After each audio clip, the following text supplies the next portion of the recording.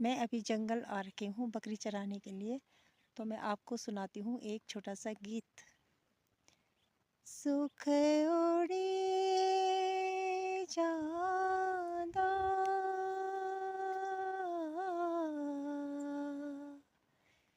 मुख दिखले की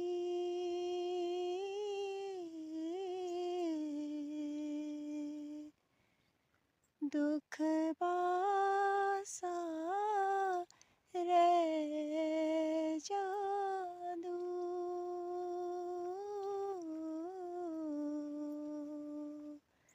है सी खेली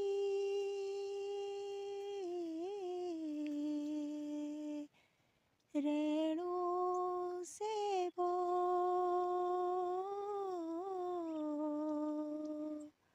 दी